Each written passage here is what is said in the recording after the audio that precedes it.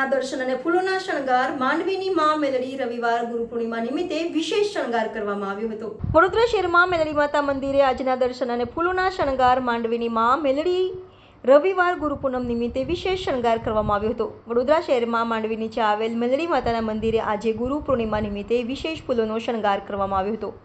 આજે રવિવાર નિમિત્તે મોટી સંખ્યામાં માઈ ભક્તો ખુલ્લા પગે આવતા હોય છે અને મેલડી માતાના દર્શન કરી ધન્યતા અનુભવી છે અને આજે ગુરુ પૂર્ણિમા નિમિત્તે મોટી સંખ્યામાં માઈ ભક્તો ઉમટી પડ્યા હતા અને મંદિર પ્રશાસન દ્વારા માઈ ભક્તોને અડચણ ન ઊભી થાય તેવી અલૈદા આયોજન કરવામાં આવ્યું હતું।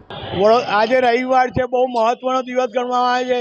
4 દરવાજ છે, મેલડી માતાનું મંદિર આવેલું છે, ઐતિહાસિક મંદિર કહેવામાં આવે છે।